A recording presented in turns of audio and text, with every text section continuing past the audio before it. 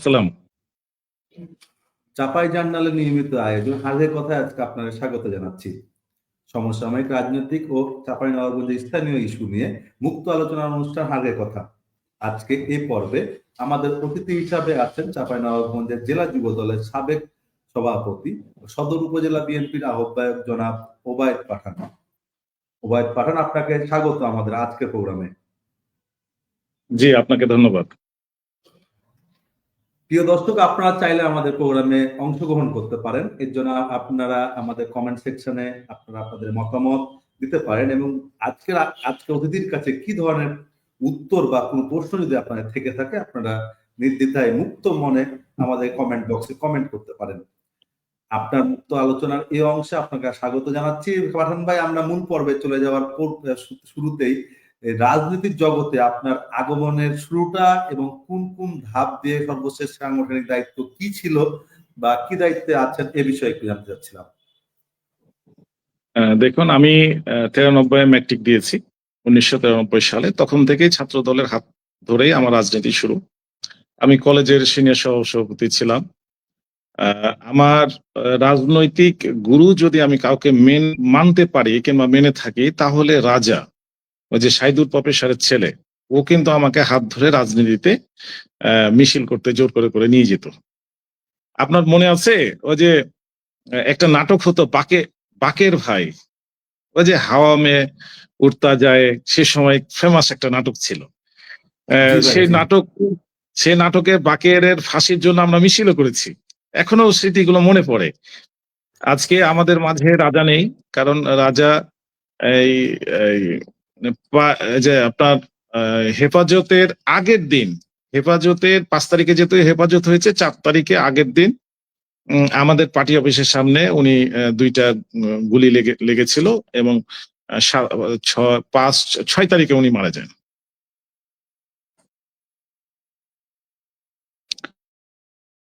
এবং ছাত্র দলের আমি থানার সহসভাপতি ছিলাম এবং জেলা যুব দলের সভাপতি ছিলাম।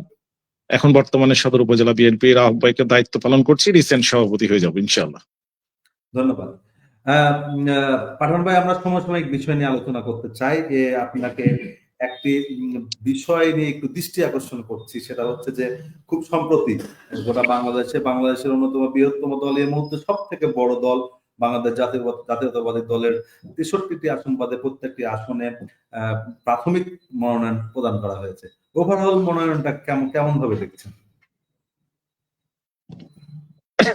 আলহামদুলিল্লাহ, দেখেন আমাদের এখনো কিন্তু আপনি নিজেই বললেন কি এটা প্রাথমিক, মানে সম্ভাব্য ক্যান্ডিডেট, যেটা এখানে কিন্তু চেঞ্জিং আসবে। 10 থেকে কেউ বলছে হয়তো 20 থেকে 25%, কিন্তু আমি জানি হয়তো 60 থেকে 70 জন চেঞ্জ হবে। এটা আমি আশাবাদী এবং কেন্দ্রের সাথে আলোচনা করে আমি সেটুকুই পেয়েছি।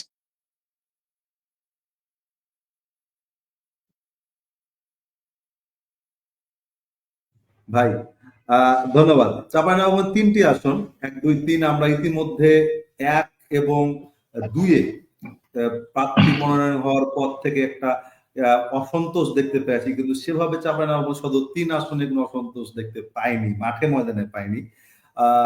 2 এবং 3 আসনের প্রার্থিতা এবং চাঁপাইনবাবগঞ্জে প্রার্থিতা নিয়ে ওখানে অসন্তোষ, কিন্তু এখানে কি তাহলে এখানে যে প্রাথমিক নমিনেশন দেওয়া হয়েছে তার প্রতি একটা সবাই মেনে নেওয়া বা সবাই এক জায়গাতে হয়ে যাওয়ার মতো মানসিক অবস্থা আপনারা চলে এসেছেন কি বলে ধরে নেব কি?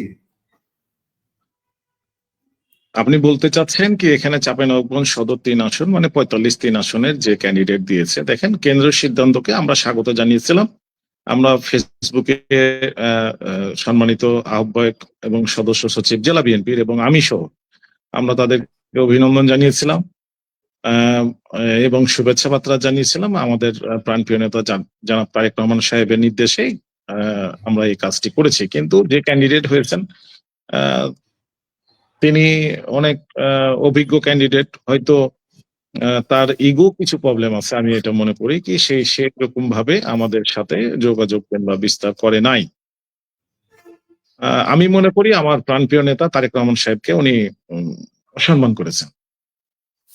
জি, পাঠান ভাই, এই প্রসঙ্গে আপনাকে একটা তথ্য দিতে চাই, সেটা হচ্ছে যে আপনি নিশ্চয়ই দৃষ্টিগোচর আপনার হয়েছে যে খুব সম্প্রতি আপনার পার্টির জেনারেল সেক্রেটারি অর্থাৎ মহাসচিব চাঁপাইনবাবগঞ্জ সফর করেছেন এবং একটা বড় সমাবেশও হয়েছে, সেখানে জেলা নেতৃবৃন্দ আসেন না। একটা পার্টি কাঠামোতে পার্টির সেক্রেটারি বা মহাসচিবের মতো পদমর্যাদার হাই ভোল্টেজ নেতার জেলা সফর, কিন্তু জেলা নেতৃবৃন্দ নাই। বিষয়টা কি সাংগঠনিক রাজনীতি বা ওভারঅল সংগঠন কাঠামোর মধ্যে আদৌ শোভনীয় বা দৃষ্টিকটু লাগে কিনা? না দেখেন, অবশ্যই লাগে, কারণ আমাদের পার্টির মহাসচিব আসবেন, চাঁপাইনবাবগঞ্জের পার্টির বিএনপির সম্মানিত আহ্বায়ক সদস্য সচিবকে অবগত করেন নাই এবং বিভাগীয় সাংগঠনিক সম্পাদকদেরকে উনি অবগত করেন নাই। আমি মনে করি উনি উনার বক্তব্যের কথা বলছি। আমাদের মহাসচিব স্যার যে বক্তব্যটা দিয়েছেন, উনি রাজনৈতিক কোনো কাজে আসেন নাই, উনি ওই যে পর্দা বাঁচাও এই প্রোগ্রামে এসেছিলেন। কিন্তু উনি যদি পদ্মা বাঁচাও এই প্রোগ্রামে এসে থাকেন, তাহলে ধানের শীষ দিয়ে হাত চালানো ওনার জন্য শোভনীয় না, আমি এটা ব্যক্তিগতভাবে মনে করি। আর যেহেতু সম্ভাব্য ক্যান্ডিডেটের ক্ষেত্রে এরকম সিদ্ধান্ত অনেক ক্ষেত্রেই মানে মানানসই না, কারণ ক্যান্ডিডেট তো চেঞ্জ হতে পারে, তখন কি হবে?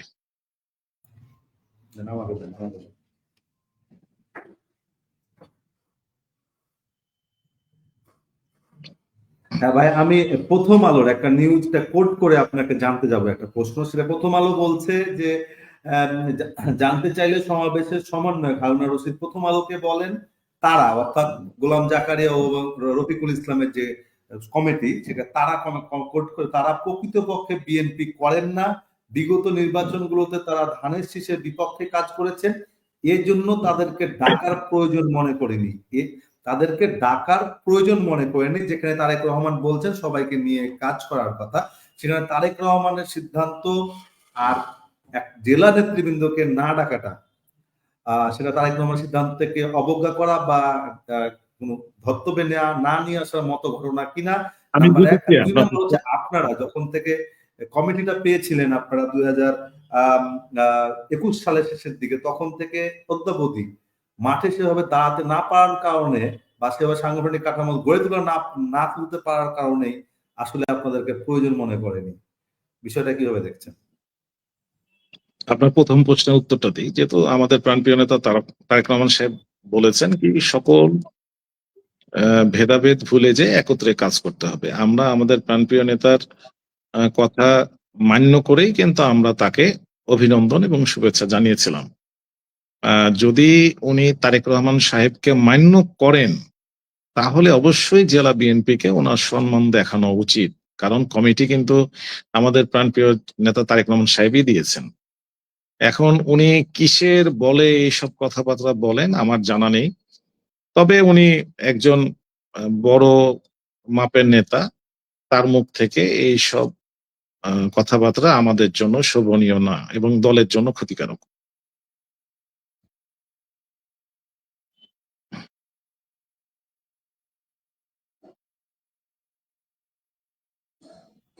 ধন্যবাদ ভাই।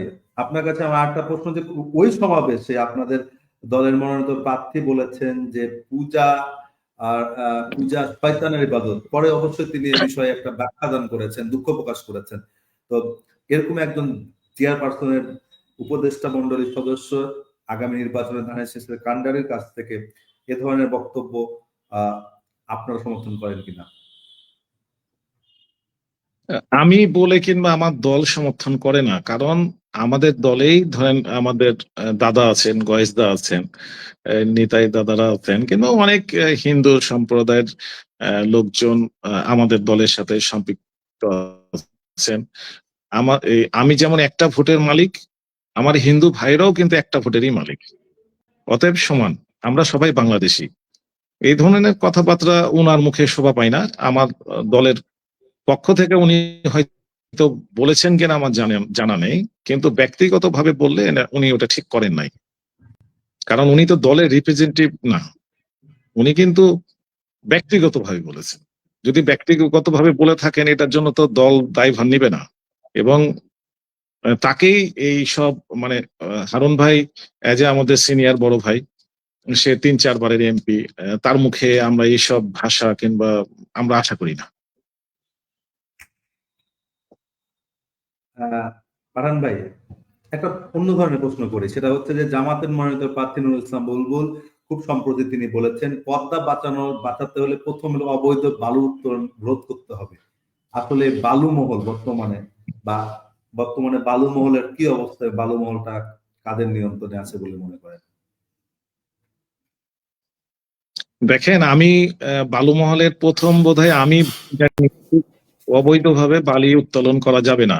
আপনি দেখেন রাজরামপুর বন্ধ হয়েছে, কিংবা সব জায়গায় বালু উত্তোলন করতো আগে আগে অ্যাজ ইউজুয়াল, সব জায়গায় বালু উত্তোলন করতো। এখন কিন্তু আমি ডিসি মহোদয়কে বলে, ওনাদেরকে বলে, এবং আমি অনেক জায়গায় ভিডিও পাঠায়, ম্যাজিস্ট্রেট পাঠায়, ইউনো সাহেবকে পাঠায়, এগুলো বন্ধ করে রেখেছি।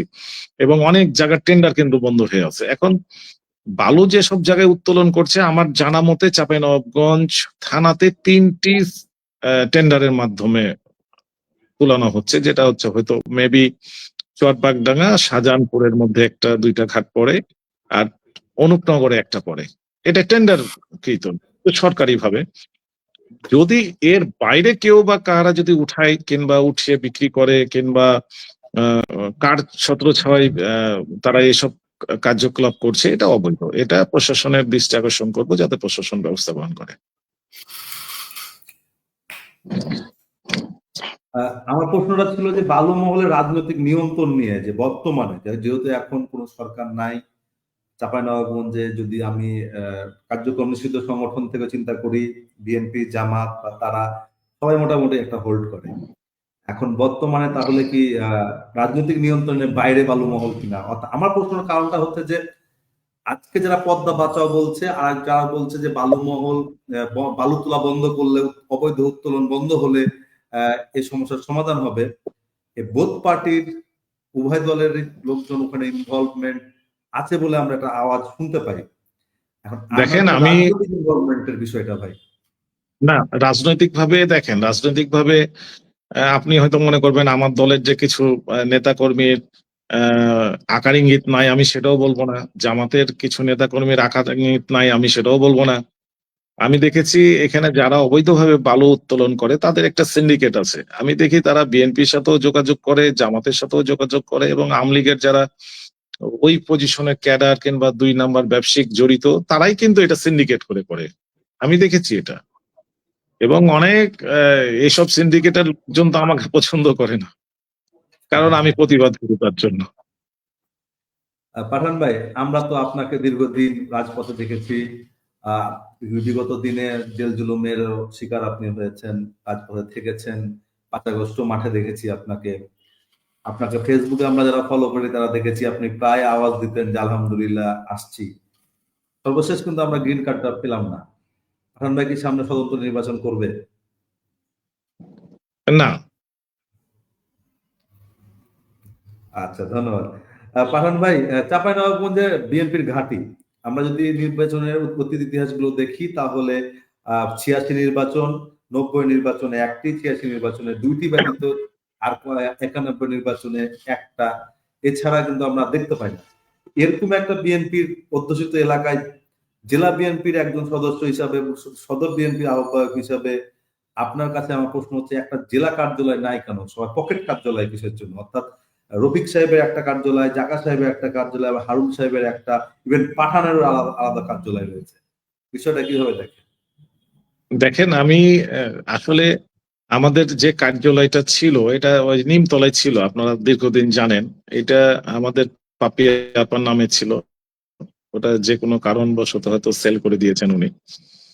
ওটা কিন্তু জনগণের টাকা দিয়ে কিন্তু ওই কার্যালয়টা তৈরি করা হয়েছিল। এখন আহ, এটার উত্তর বেটার পাপিয়া আপা দিতে পারেন, হারুন ভাইও দিতে পারেন। আর এখন জেলা বিএনপি গঠন হওয়ার পরে আসলে জেলা বিএনপি ওভাবে, আপনি তো জানেন কি, 24-এর পর্যন্ত তো আওয়ামী লীগ যেভাবে হয়তো আগস্টের পর থেকেই কিন্তু মানুষ ফ্রি ভাবে আহ, নিঃশ্বাস নিতে পারছে এই বাংলাদেশের মাটিতে। তাছাড়া তো স্বৈরাচার গভর্নমেন্ট আমাদের উপর যে অত্যাচার নির্যাতন করতো, কারণ পার্টি অফিস তো দূরের কথা, তারা ব্যক্তিগত অফিসও বুঝতে পারতো না। এখন আমার অফিসটা হচ্ছে কি, এটা আমার ব্যক্তিগত জায়গায়। আপনারা অবগত আছেন কি, আমি এখানে এভাবেই আছি। এই আমার ম্যাডামের ছবি ধানের শীষ প্রতীক নিয়ে আমি এখানেই বসি। এটা কিন্তু কোনো পার্টি অফিস না, কিন্তু জাস্ট মানুষ এটাকে মনে করে কি পাঠান ভাইয়ের এখানে আশ্রয়স্থল। যেই ইউনিয়ন থেকে জেলা থেকে আসুক না কেন, জানে কি এখানে আসলে একটু আশ্রয় পাবো, একটু বসবে, চা কফি খাবে কিংবা দুপুরে খাবার খাবে। তাদের মেডিকেল ফ্যাসিলিটি কিংবা ধরেন কেউ জেলখানা দেখতে যাবে, কার হয়তো কেস মামলাতে আসবে, এই সব মিলিয়ে কিন্তু আমার অফিসটাকে তারা আমাদের বিএনপি নিজেদের অফিস মনে করেই আসা যাওয়া করে। আমার অফিস ছাড়া তার কোনো অফিস ছিল না। আর হারুন সাহেবের তো তার বাসায় পার্সোনাল, ধরেন এটা পার্সোনাল প্রপার্টি বলা চলে, এটা তো অফিস বলা চলে না। আমরা বিভিন্ন জায়গাতে প্রার্থিতা পরিবর্তনের দাবিতে সড়ক পথ অবরোধ করা দেখছি। খুব রিসেন্ট গতকালকে খুব সম্ভবত না চলে আপনার রেলপথ অবরোধ করা হয়েছে। আপনি একজন দলের দায়িত্বশীল ব্যক্তি হিসাবে, বাংলাদেশের সচেতন নাগরিক হিসাবে, দলীয় একটা ইস্যু নিয়ে রাজপথ অবরোধ করার মতো সিদ্ধান্ত বা সাধারণ মানুষের ভোগান্তি সৃষ্টি করা পূর্ণ বন্দোবস্তের চিহ্ন কিনা? অর্থাৎ আমরা নতুন কিছু তো পাচ্ছি না। দেখেন, গণতন্ত্র হচ্ছে মানুষের অধিকার। আর গণতন্ত্র রেল বন্ধ করবে, বাস বন্ধ করবে, আওয়াজটাকে ভাইলেন্স করা মানে নেতৃত্ব পর্যায়ে পৌঁছানো। আপনি যদি একটা মাইক নিয়ে পুরো শহরে মাইকিং করেন, তো আমাদের নেতা কি সেটা জানবে? জানবে না। যখন বড় বড় মিডিয়াতে আসবে, পেপারে আসবে, পত্রিকায় আসবে, তখন আমার নেতা এটা চোখে আসবে, তখন নেতা এটা ব্যবস্থা নেবে। তার পদক্ষেপ নিয়েছে জনগণ। কারণ আসলে কি জানেন, জনগণ তো চাই না, জনগণ নতুন নেতৃত্ব চাই। নতুন নেতৃত্ব দিলে আমি 100% শিওর হতাম। কারণ আগামীতে যে নির্বাচন হবে আমি জানি না কে জয়লাভ করবে, কে করবে না। যদি নতুন নেতৃত্ব দিত এই 3 আসনেই 1, 2, 3, তাহলে আমি এখনই গ্যারান্টেড দিতে পারতাম কি 3টি আসনে বিএনপি পাবে। তাই 18 নির্বাচনের পরের যে কনটেক্সটটা চাঁপাইনবাবগঞ্জের রাজনীতিতে আসছিল, তারপরে 24-এ গণ অভ্যুত্থান পরবর্তী সময়ে এর মাঝেও আমরা দেখেছি যে আপনাদের যে জেলা কমিটি, সেখানে আহ্বায়কের সিগনেচারে একটা কমিটি, সদস্য সচিবের আরেকটা, অর্থাৎ এরকম যে বিশৃঙ্খল সাংগঠনিক কাঠামোর জন্য কি হাইকমান্ড আপনাদের উপর আস্থা রাখতে পারে নাই? আর ব্যর্থতা স্বীকার করেন কিনা আপনাদের সাংগঠনিক ভাবে গড়ে ওঠার বা দল নেতৃত্ব দেওয়ার মতো যে সুযোগটা আপনাদেরকে তারেক রহমান দিয়েছিলেন, সেটা আপনারা কোশ্চেনটা আপনি আমাকে করছেন, কিন্তু মূলত এই কোশ্চেনটা জেলা বিএনপির আহ্বায়ক এবং সদস্য সচিবের জন্য, আমার জন্য প্রযোজ্য নয়। কারণ আমি তো সদস্য কিংবা আহ্বায়ক নই জেলা বিএনপির। এই কোশ্চেনটা তাদের জন্য রাখেন, জমা করে ওদের কি করেন। আপনি তো ভাই জেলা কমিটির সদস্য, ভাই আপনি তো জেলা কমিটির সদস্য হিসেবে আছেন, এবং চাঁপাইনবাবগঞ্জের যে কয়েকজন ফিগার মনে করা হয় চাঁপাইনবাবগঞ্জ, তার মধ্যে আপনি একজন। আপনার কি এড়িয়ে যাওয়ার কোনো সুযোগ আছে? না ডিপ্লোম্যাটিক অ্যান্সার দিলে তো হবে না ভাই, একটু তো যদি রাজনৈতিক ভাবে আমরা চিন্তা করি কিংবা দলের স্বার্থে চিন্তা করি, তাহলে এগুলো ঠিক না। সাংগঠনিক ভাবে আমরা এটা দুর্বল অনুভব করি, কারণ যার যেখানে যোগ্য, যে নেতৃত্ব দিতে পারে তাকেই মূল্যায়ন করা উচিত। সকল জেলার ক্ষেত্রে, আমার জেলার ক্ষেত্রেও তাই হওয়া উচিত, আমি এটা মনে করি। এবং আশা করি আপনাকে একটা অ্যাডভান্স বলে দিই আমি, আমাদের একটা বর্ধিত সভা হবে 2-3 দিনের মধ্যেই। এই সমস্ত গুলো সব নিরসন হয়ে যাবে এবং একটা থানাতে একটাই কমিটি হবে, পৌর কমিটি একটাই হবে, এবং সব ইউনিয়নে একটা করেই কমিটি হবে। ইউনিয়নগুলোতে একটা করেই কমিটি আছে, কিন্তু থানা পৌরগুলোতে কয়েকটা জায়গায় বিভেদ আছে, এগুলো আমরা নিরসন করে ফেলবো এবং শর্ট টাইম 1 সপ্তাহের মধ্যে দেখবেন সব ক্লিয়ার ইনশাআল্লাহ। আমি যদি সোজা বাংলায় বুঝি, এখন পর্যন্ত জেলা বিএনপির যে কমিটিটা রয়েছে সুপার 4 বা 5 এর, এই কমিটিটা ব্যর্থ, এবং ব্যর্থতার স্বীকার এক প্রকার করে নেওয়া হয়, এবং তার স্বীকৃতি হাইকমান্ডও দিয়েছে যে আপনাদের সে পুরনোদের মাঝেই আস্থা রাখার মাধ্যমে। জি ভাই, আমরা পরের প্রশ্নে চলে যাব।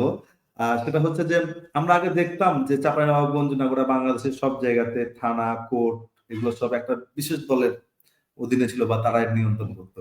এখন কি জায়গাটা ফাঁকা আছে? ফাঁকা মনে করেন, না আপনারা বা আপনাদের যারা জোট সঙ্গী যারা ছিলেন, আন্দোলনের সহযোগী যারা ছিলেন বা পার্টনার যারা ছিলেন, তারা মিলে ভাগে ভাগে ওটা আপনাদের নিয়ন্ত্রণে আছে কিনা? ছোট্ট আর একটা নোট দিয়ে দিই, থানা কেন্দ্রিক যে বিচার সালিসে একটা অভিযোগ, গুরুতর অভিযোগ বিএনপির বিরুদ্ধে আছে যে স্থানীয় বিএনপি থানা কেন্দ্রিক একটা সিন্ডিকেট বা থানা কেন্দ্রিক একটা বিচার বিচার নামে থানাতে একটা ব্যবহারটা করে থাকে। না না না, আমাদের প্রাণপ্রিয় নেতা জনাব তারেক রহমান সাহেব তো একদম নির্দেশ দিয়েছেন কি কোনো বিচার সালিশ কোনো নেতা কর্মী করবে না, তারপর থেকে তো করে না। এখন আপনি থানাতে তো বিচার সালিশ আসলে হয় না, কিন্তু একটা নেতার কাছে একটা জনগণরা আশা নিয়ে যায় কি আমার এটা হয়তো ন্যায্য বিচারটা পাবো আমি। কিন্তু ওই ন্যায্য বিচারটা করতে গেলে আর এক পক্ষ কষ্ট হয়, এজন্য আমাদের প্রাণপ্রিয় নেতা বলেছে কি সালিশ বিচার সালিশ গুলো একটু অ্যাভয়েড করার জন্য আপনি যতই ন্যায় পরায়ণ হোক না কেন এক পক্ষ আপনাকে রাগ করে তখন ভোটে এটা ইফেক্ট আসবে, এজন্য আমাদের প্রাণপ্রিয় নেতা এটা পুরোপুরি নিষেধাজ্ঞা দিয়ে রাখছেন। এখন দেখেন আপনি থানা কেন্দ্রিক বলেন আর গ্রাম্য সালিশ বলেন, আমাদের বিএনপির কোন নেতা কর্মী বিশেষ করে চাঁপাইনবাবগঞ্জ জেলাতে এটা করে না। জি ভাই। ভাই, একটা প্রশ্ন আসছে, সেটা হচ্ছে যে কমিটি বাণিজ্যের একটা অভিযোগ আছে, যে কমিটি বাণিজ্যের কারণে মূলত এখানে আর কি পকেট কমিটি করার কারণে এই গ্রুপিংটার কারণে জেলা বিএনপি দাঁড়াতে পারেনি। আমার প্রশ্নটা হচ্ছে যে এটা অস্বীকার করার কোনো সুযোগ আছে কি? স্বীকার অস্বীকারটা বড় বিষয় না, বিষয়টা হচ্ছে ধরেন আমাদের এখানে দুইটা গ্রুপ, এটা সত্য, একটা হচ্ছে আমরা মানে জেলা বিএনপির আন্ডারে একটা হারুন সাহেব কিংবা পাপি আপা, যে যায় আপনারা বলেন না কেন। এখন এক গ্রুপ মিথ্যা অপবাদ যদি দেয় তাহলে কি আমাদের তো কিছু বলার নেই, কিন্তু জেলা বিএনপি এরকম কোনো কাজ করে না, কারণ আমি তো জেলা বিএনপির একজন সদস্য, আমি তো দেখতে পাই। এখন দেখেন সব দলে আপনি যে একটা মিটিং করবেন, মিটিং এ আপনি একটু নাস্তা দিবেন, কোথা থেকে দিবেন? আমরা 10 জন মিলে করেই তো দিব, সেম, আর কিছু না। আমরা আপনাকে একাধিকবার এসব বিষয় নিয়ে আপনাকে ফেসবুকে স্ট্যাটাস দিয়ে দেখেছি, ঐক্যের কথা বলতে শুনেছি, কিন্তু নিঃশেষে তো আর হয়ে উঠলো না। আমি ভাইয়া আমি যদি ঐক্যের জন্য আপনারা দেখেন আমার ফেসবুকে দেখেন, আমি কিন্তু হারুন সাহেবকে অভিনন্দন জানিয়েছি, হারুন ভাই, শাহজাহান ভাই, আমিন সাহেবকে, এবং আমি তাকে ফোন করেছিলাম, ফোন কলে আমি কথা বলেছিলাম। এখন সে যদি আমাদেরকে কিছু না মনে করেন কিংবা উনি যদি মনে করেন কি উনি একাই ওনার ভোটটা দিলেই 1 লক্ষ ভোট হয়ে যাবে, এরকম যদি তার চিন্তা ভাবনা থাকেন, তাহলে বিষয়টা এরকম দাঁড়ায় না। কারণ ওনার তো বিএনপির নেতাকর্মীর ভোট না নিলেও চলবে, এটা উনি বলছেন, আমি বলি নাই কখনো, ওনার লোকজন বলে। তো আমি হাসি, কারণ আমি এর আগেও বললাম একটা হিন্দু সম্প্রদায়ের একটা মানুষ যদি একটা ভোটের মালিক হয়, আমিও কিন্তু একটা ভোটের মালিক, আমরা কিন্তু কেউ 100টা ভোটের মালিক না, আমরা সব সিঙ্গেল সিঙ্গেল একটা করেই ভোটের মালিক। এখন হারুন সাহেব ভাই, আমি তার মনে হারুন সাহেব তার মনে কি চিন্তা ভাবনা রেখেছে এটা হারুন ভাইয়ের ব্যাপার, আমি তাকে ছোট ভাই হিসেবে বলবো কি সবাই মিলে ঐক্য করে মাঠে একসাথে কাজ করা বেশি সুবিধাজনক নিয়ে আসবে তার জন্য। না, হারুন সাহেব, হারুন সাহেবের এই কনফিডেন্সটা হওয়ার মধ্যে যৌক্তিকতাও আছে। আপনাকে আমি একটি নোট দিই, 2001 সালে যখন নির্বাচন হয় তখন একটা বড় গ্রুপ তার বিরুদ্ধে চলে গিয়েছিল। 2008 সালে নির্বাচনও একটা বড় গ্রুপ গিয়েছিল। 18 সালে নির্বাচনও একটা বড় অংশ বিএনপির নেতৃত্ব পর্যায়ে তার সাথে ছিল না। তাহলে যে যার নির্বাচনী ক্যারিয়ারে প্রায় 4টা নির্বাচনের 3টাতেই তিনি বিদ্রোহী গ্রুপকে মোকাবেলা করে জনগণের কাছ থেকে রায় নিয়েছেন বা জনগণের কাছ থেকে আহ ম্যান্ডেট নিয়েছেন, সেখানে আপনাদেরকে মূল্যায়ন করাটা তো খুব একটা প্রয়োজন তার নাই। এই কনফিডেন্সটা তিনি বিলং করতেই পারেন। আপনি যে সালের কথা বললেন তখন টেবিল টপ রাজনীতি করতো ওইসব বিদ্রোহ ক্যান্ডিডেট গুলো, কিন্তু এখানে পাঠান আছে, ফেসবুক দিয়ে। এখানে 14টা ইউনিয়ন পাঠান নিয়ন্ত্রণ করে, পৌরসভা পাঠান নিয়ন্ত্রণ করে, এটা বুঝতে হবে আপনাকে। হ্যাঁ, তখনকার যারা নেতা ছিল জি। তারা কিন্তু টেবিল টক রাজনীতি করতো, তারা কিন্তু ইউনিয়নে বেস ছিল না কিংবা শহরে এলাকায় বেস ছিল না তাদের, কিংবা জনগণের সাথে সম্পৃক্ততা ছিল না। আপনি দেখেন সেসব সেসব লোকগুলো ইচ্ছা করলে 500 লোক ডাকতে পারতো না, কিন্তু আমি যদি মনে করি 5,000 লোক ডাকতে হবো। এবং হারুন ভাই যদি মনে করে যে পাঠানের দরকার নেই, তাহলে হারুন ভাই একটা বড় ভুল করবে, তার সিদ্ধান্তটা ভুল হবে। যেহেতু আমি ধানের শীষের বাইরে যাব না, আমরা কেউ যাব না, কিন্তু আমাদের মনে কষ্ট লাগবে। ভাই, ফেসবুকে আমাদের কিছু প্রশ্ন আসছে আপনার কাছে। যে কামাল উদ্দিন বলেছেন, পাঠান ভাইয়ের কাছে আমার প্রশ্ন, বিএনপির মহাসচিব এলো তো পাঠান ভাইয়েরাকে কেন ডাকলো না কেন? মানুষের মধ্যে এটা অনেক বড় একটা $1 মিলিয়ন প্রশ্ন চলে আসছে। এখন এই সময়ে, যে সময়ে ঐক্যবদ্ধ হয়ে ঝাঁপিয়ে পড়ার সময়, এই পর্যায়ে জেনারেশন চেঞ্জ হয়েছে, জেনজিরা এসেছে, আবারও গ্রুপিং এর রাজনীতি আমরা দেখছি। একটা পরিবর্তিত পরিবেশে আবারও পাঠানদের মতো যারা ধানের শীষকে ওন করে তাদেরকে ডাকা হয়নি, ঐক্যের মঞ্চে দাঁড়ানো হয়নি, পার্টির সেক্রেটারির মতো লোক এসেছে। দর্শকদের একই রকমের প্রশ্ন ভাইয়ের আপনার কাছে, যদিও আপনি এখন প্রশ্নের উত্তর দিয়েছেন। ফেসবুক ইউজার আলামিন ভাই বলেছেন গুরুত্বপূর্ণ বিষয় বা পয়েন্ট নিয়ে আলোচনা হয়েছে, ধন্যবাদ ভাইকে। যারা ফেসবুকে আলামিন ভাই যতগুলো পয়েন্ট তুমি তুলে ধরেছে সবগুলো কিন্তু আমি মন দিয়ে শুনছি এবং একেবারে গুরুত্বপূর্ণ পয়েন্ট। ধন্যবাদ ভাই। যদি কোনো প্রশ্ন থেকে থাকে আপনারা আমাদেরকে ফেসবুকে কমেন্টের মাধ্যমে জানাতে পারেন। আমাদের আজকে অতিথি চাঁপাইনবাবগঞ্জের রাজনীতি পরিচিত মুখ জনাব ওবায়দ পাঠান আছেন। আমি যে লাস্ট 30 সেকেন্ড বলে দিই, আমি প্রিয় আমার চাঁপাইনবাবগঞ্জবাসী, এটা কিন্তু 2025 সাল, এটা কিন্তু 1990 সাল না, কিংবা 93 না, 94 না, 2000 না। এখনকার মানুষের হাতে কিন্তু অ্যান্ড্রয়েড ফোন আছে, তারা সবকিছু জানতে পারে, বুঝতে পারে। কেউ যদি আত্ম অহংকার নিয়ে বসে থাকে, এটা তার জন্য মারাত্মক ভুল হবে। আর কোনো মানুষকে কিংবা কোনো গোষ্ঠীকে কতক্ষ কথা বলা উচিত না মোটেই। এটা আমি তাদেরকে অনুরোধ করব। এবং মানুষ অনেক এখন জ্ঞানী, অনেক সচেতন। মানুষ একটা নেতার কাছে কি চায়? ভালোবাসা চায়। আমি আশা করি আমাদের বিএনপির যে সমস্ত নেতাকর্মী আছে তারা ভালোবাসা দিতে সক্ষম হবে। ভাই আমরা শেষের দিকে চলে আসছি। আপনাকে একটা প্রশ্ন হচ্ছে যে এখানে এখন একটা ভোটের মাঠে একটা গুরুত্বপূর্ণ আলোচনা, দুই ভাইয়ের রাজনীতি থেকে চাঁপাইনবাবগঞ্জের বেরিয়ে আসার একটা কথা আমরা শুনছি। হারুন পাপিয়ার বলয়ের বাইরে বিএনপির কথা আমরা শুনছি। তো এর বাইরে আদৌ আমরা দেখতে পাবো কিনা আপনার, আপনি অবশ্যই আশাবাদী মানুষ আমি জানি, মানুষের এই কনসেপ্টটা বা এই আলোচনাটা আপনার কানে। দেখেন, আমি কিন্তু ওপেন, আপনি আমাকে কোশ্চেন করার আগে আমি কিন্তু অ্যান্সার দিয়ে রাখছি আমার ফেসবুকে। কিন্তু আমি লিফলেট বিতরণ করার সময় আমি স্পষ্ট আকারে বলেছি কি মানুষ, চাঁপাইনবাবগঞ্জের মানুষ এই পরিবার, মানে দুই ভাইয়ের পরিবার থেকে মানুষ ফ্রি হতে চায়, ফ্রিডম হতে চায়। হ্যাঁ, যেহেতু আপনি যেটাই বলবেন, অদুত সাহেব যেটাই, হারুন সাহেব একই পরিবার তো, এবং মন্ডল সাহেব পরিবার তো একটাই। এবং হারুন সাহেব নিজেই বক্তব্যতে বলেছে কি আমার মামা মন্ডল সাহেব, এখানে আমার মামা এমনি আমাকে ভোট দেয় আওয়ামী লীগের লোকজন, কিংবা হারুন সাহেব নিজেও আওয়ামী লীগের লোকজনকে ডাকে, আপনারা বিভিন্ন দেখতে পান। তা আমি একটু বলবো কি, মানুষ কিন্তু পরিবর্তন চায়, এটা কিন্তু সত্য। চাঁপাইনবাবগঞ্জ জেলাতে সব মানুষই চায় পরিবর্তন। আমাদের দলের অনেক নেতা কর্মী আমাকে বলে কি, পাঠান ভাই আপনি যদি ভোটে নমিনেশন পেতেন তাহলে আমরা মানুষের কাছে ভোট চাইতে যেতে হতো না। তার মানে কি, মানুষ পরিবর্তন চাই, বাকিটা আল্লাহ ভরসা। তারপরেও হারুন ভাইয়ের প্রতি, হারুন ভাই যদি তার ডিসিশনে অনেক থাকে, রেজাল্ট জনগণ দিবে। ধন্যবাদ ভাই আমাদেরকে সময় দেওয়ার জন্য, আপনার ব্যস্ত সময় থেকে আমাদেরকে সময় দিয়েছেন। যদিও আমরা অনুষ্ঠান শুরু করতে অনেকটা দেরি করে ফেলেছি, আগামী দিনে আরো আপনার কাছে আমরা আমি ক্ষমা চাচ্ছি, সময় আমি ক্ষমা চাচ্ছি।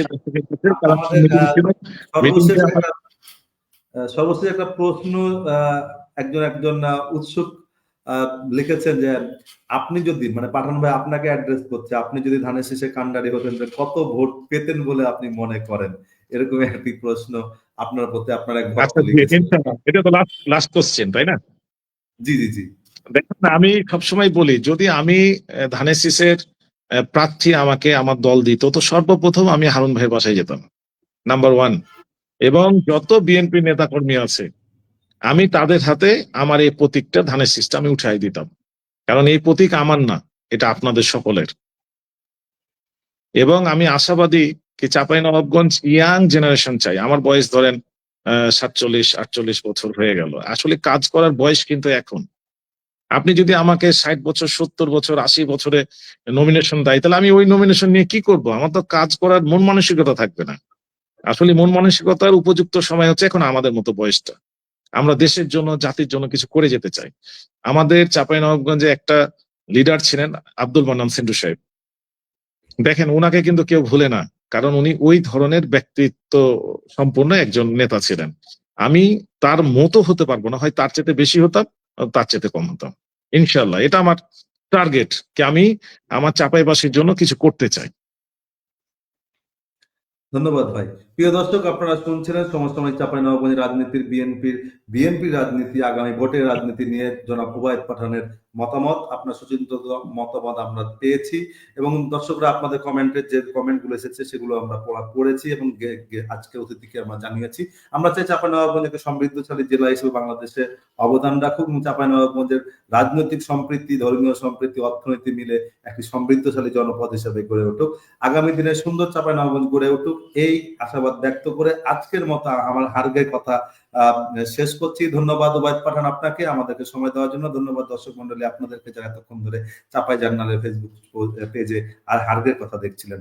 আগামী পর্বে আবারও দেখা হবে এই আশাবাদ ব্যক্ত করে আজকের মতো শেষ করছি। আসসালামু আলাইকুম। ধন্যবাদ আপনাদের। আসসালামু আলাইকুম। ভাই